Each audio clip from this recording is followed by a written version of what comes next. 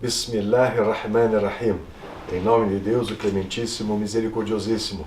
Muito obrigado a você, telespectadora, por estar conosco aqui mais uma vez, nos prestigiando no programa As Chaves do Paraíso, um programa no qual nós sempre procuramos trazer a você novidades e informações verdadeiras sobre a última religião revelada, a religião islâmica.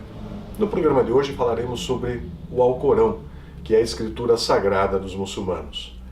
O Alcorão é um milagre eterno e a prova vivente da verdade do Islã. Desafiou seus adversários para que produzissem algo similar, ainda que fosse um só capítulo, se acreditassem que não provinha de Allah subhanahu wa ta'ala. Os inimigos fracassaram em seu intento e trataram de extinguir a luz do Islã, declarando-lhe guerra após guerra, algo que ainda continua em muitas frentes, infelizmente, e que se faz de maneira disfarçada e de diversas formas. O objetivo principal dos inimigos do Islã era e é o Alcorão, ao qual tem tratado de desacreditar de uma forma ou outra. Por exemplo, diziam que o profeta sallallahu alaihi wa sallam havia aprendido as profundas verdades contidas na Escritura Sagrada de alguns judeus ou cristãos de sua época. Diziam que existem trechos contraditórios no Alcorão, dogmatizaram a opinião de que a ética corânica seria muito limitada comparada aos ensinamentos éticos, por exemplo, da cristandade. Nenhum desses argumentos poderia se sustentar aos olhos de pensadores independentes. Os muçulmanos rechaçaram todas essas acusações.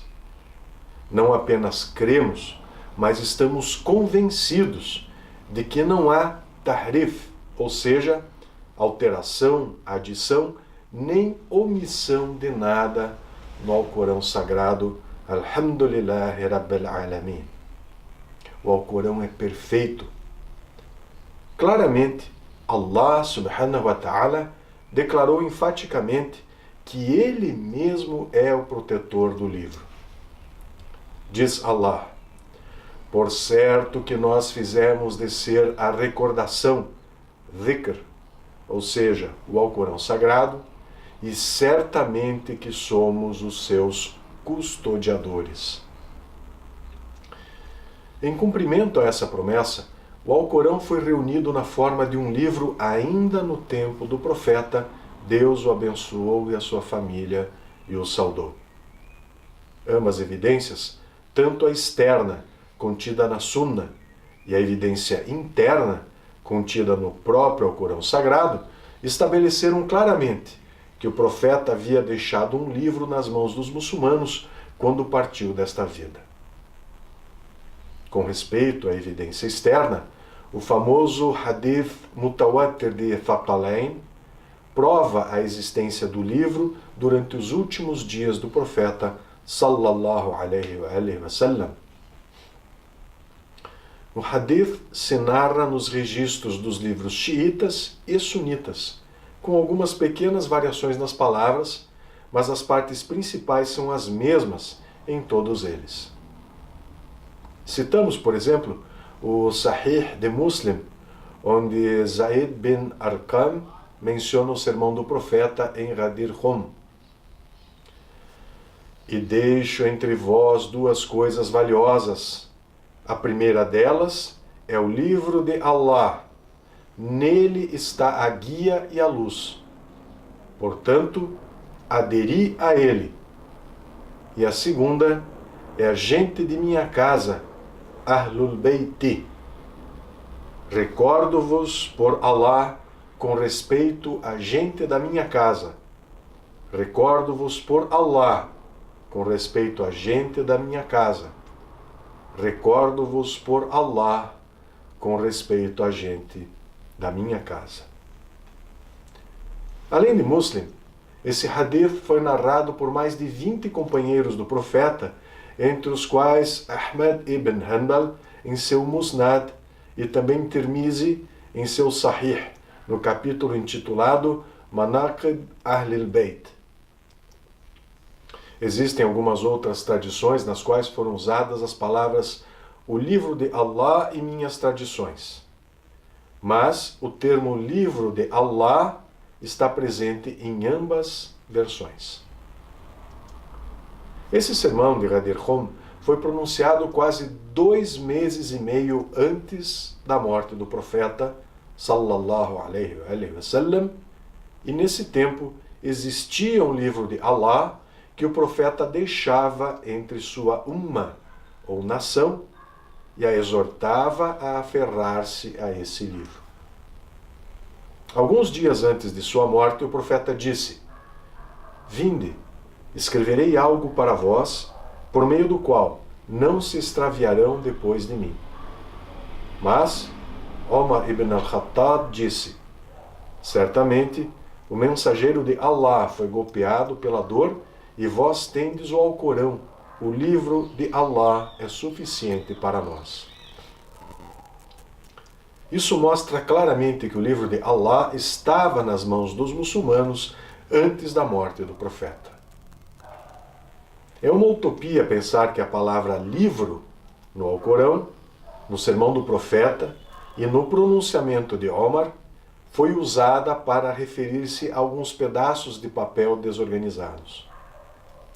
O grande professor dos Mujtahid contemporâneos, Sayyid al-Hoy, considerou corretamente, depois de citar as referências corânicas e os hadith referentes a Thaqalain, dizendo o seguinte: existe uma prova clara de que o Alcorão foi escrito e compilado nessa época, porque a palavra livro, em árabe kitab, não se utiliza para referir-se ao que se retém na memória, nem para escritos dispersos.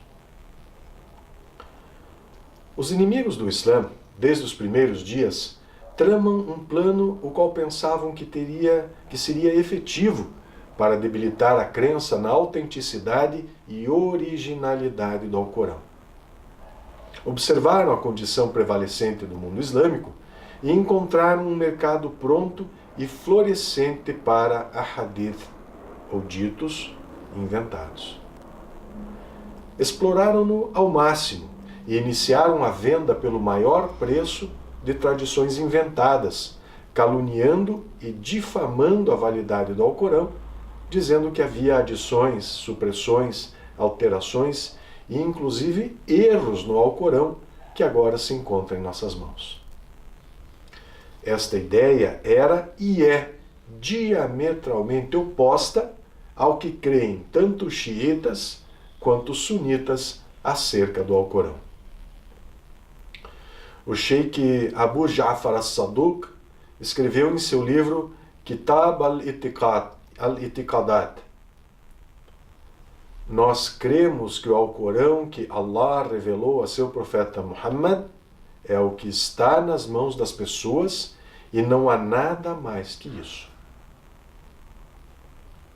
Em seguida diz: aquele que afirmar que nós dizemos que há mais que o texto atual do Alcorão é um mentiroso.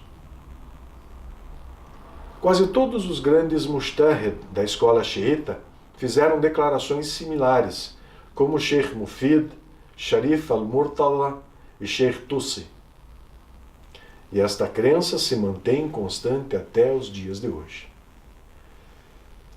Caberia agora tocar ligeiramente em 6 aspectos importantes deste tema para mostrar como os inimigos do Islã tiveram a oportunidade de suscitar a fitna, ou discórdia, em torno do tema do Tahrif e até que ponto tiveram êxito em seus propósitos. Número 1. A aparição de hadith inventados no mundo islâmico. Número 2. As confissões de alguns que se envolveram nessa prática. Número 3.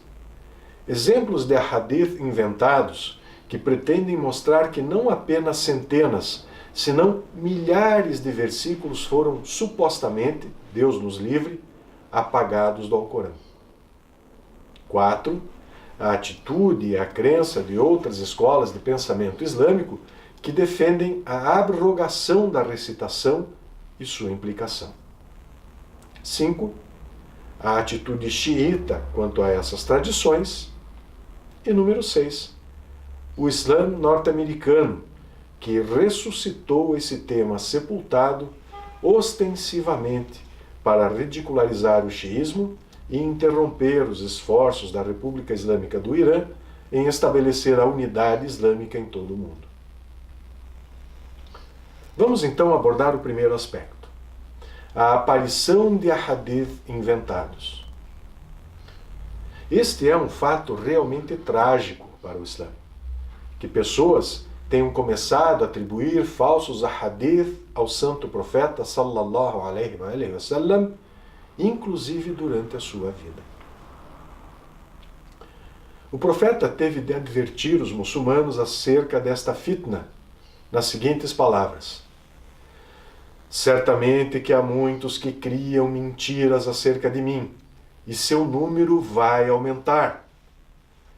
Quem intencionalmente cria uma mentira contra mim deve preparar sua morada no fogo. Portanto, cada vez que se narre a vós um hadith, cotejai-o com o livro de Allah e minha sunna estabelecida. E o que estiver conforme o livro de Allah, tomai-o. E o que estiver contra o livro de Allah, ou seja, o Alcorão, e minha sunna, rechaçai-o. Tal hadith é narrado por Sheikh Abbas al-Qumi e por sábios sunitas, como Bukhari, em seu Sahih. Este famoso hadith é importante. Devemos saber que o profeta destacou o Alcorão como o padrão para que se julgue um hadith, não o contrário. Ou seja, um hadith para julgar o Alcorão. Perguntaram certa vez ao Amir al-Mu'minin Ali alayhi salam por que havia diferenças nas tradições atribuídas ao profeta? E ele respondeu: certamente que o que é comum entre as pessoas é tanto correto como incorreto, verdadeiro e falso, abrogado e implantado, geral e particular, definido e indefinido, exato e conjectura.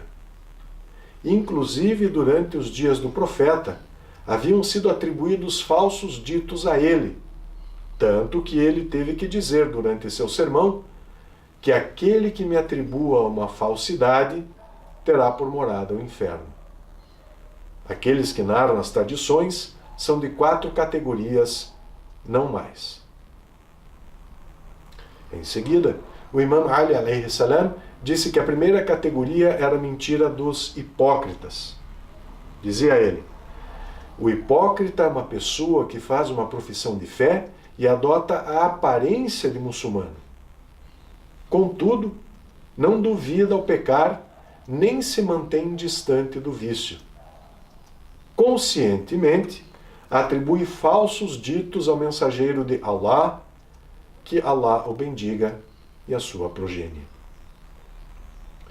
Muawiyah, o governante omíada, contra cujo filho Yazid, o Imam al-Hussein alayhi salam, promoveu sua revolução, estabeleceu o que se pode chamar o primeiro ministério de falsa propaganda no mundo.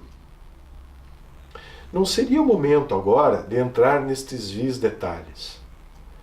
Devemos saber, contudo, que esses ahadith inventados foram ensinados às crianças nas escolas, assim como o Alcorão. Essa verdadeira doença afetou todos os grupos, especialmente aqueles que mostravam piedade, os que recitavam o Alcorão e aqueles que eram ensinados a ser muito tementes a Deus. Muitos dedicavam-se a inventar ahadith para obter benefícios dos governantes. Finalmente, esses ahadith atingiram aqueles que realmente tinham uma mentalidade religiosa e que não aprovavam a mentira e a falsidade. Porém, aceitaram essas tradições como genuínas e as transmitiram pensando que eram ditos verazes do profeta sallallahu alaihi wasallam. O eixo desse grupo era formado por 4 narradores de hadith: Abu Huraira, Amr ibn al-As, Al-Mughira ibn Shuba, todos companheiros do profeta, e Urwa ibn az-Zubair, um discípulo dos companheiros. Mas havia ainda centenas de narradores independentes, os quais venderam sua religião unicamente pelos benefícios mundanos. Como exemplo, vamos citar apenas um caso. Uma vez, o califa omíada Muawiyah ibn Abu Sufyan ofereceu 100.000 dirhams, uma pequena fortuna à época, a Samura ibn Jundab, para que narrasse que os versículos 204, 205 e 206 do 2º capítulo do Alcorão Sagrado haviam sido revelados, fazendo referência ao Amir al-Mu'minin Ali ibn Abi Talib alayhi salam. Esses versículos dizem o seguinte: há entre os homens alguns cuja maneira de falar sobre a vida deste mundo te agrada, que tomes a Deus por testemunha do que seu coração encerra. É um fogoso debatedor. O versículo de número 205 diz: mas apenas te oferece as costas, esforça-se para corromper a terra e destruir as colheitas e o gado. Deus não ama a corrupção. E, finalmente, o seguinte versículo: e quando se lhes diz, temei a Deus, apodera-se dele um orgulho criminoso. Terá a hiena, ou seja, o inferno, como retribuição. Que mal feito! Então, perceberam que Muawiyah ibn Abu Sufyan, filho daquele que havia sido um dos maiores inimigos do profeta de Deus, sallallahu alaihi wasallam, pede que Samura ibn Jundab invente uma narração segundo a qual esses versículos claramente desabonadores do Alcorão Sagrado se refeririam simplesmente àquele que foi indicado pelo próprio Rasulullah, seu sucessor. Mas o disparate de Muawiyah não terminou por aqui.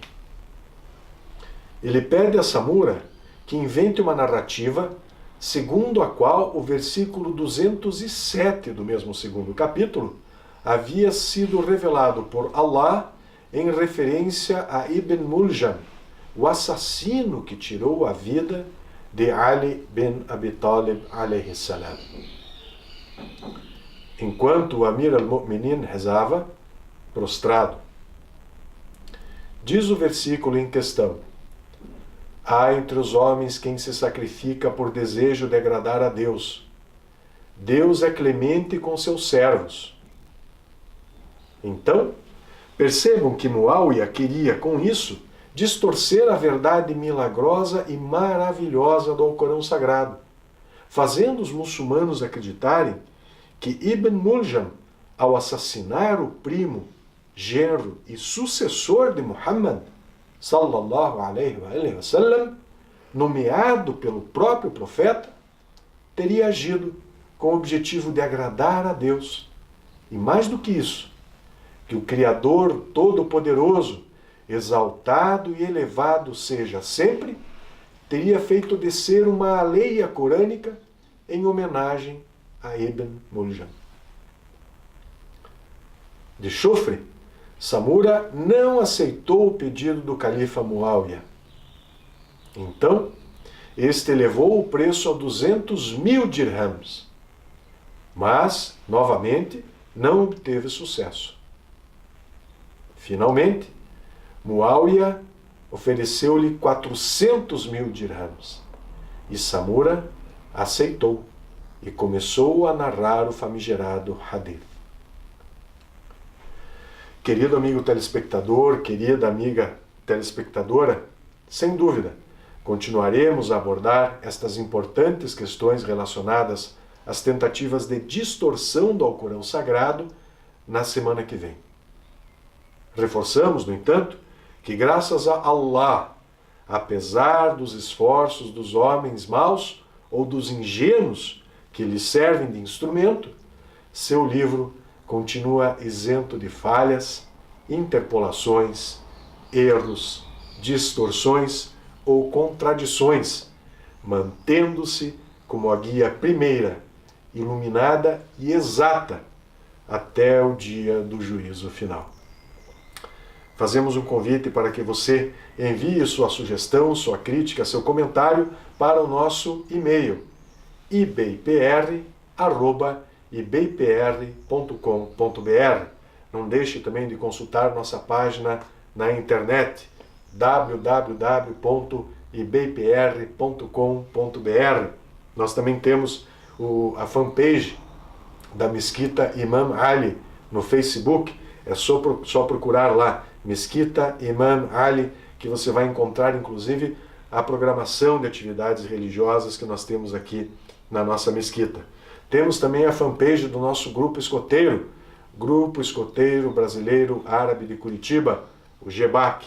Também ali você vai encontrar as inúmeras atividades desenvolvidas por esse grupo. E fazemos o convite para que você esteja conosco no nosso programa. Wassalamu alaikum. Que a paz esteja convosco.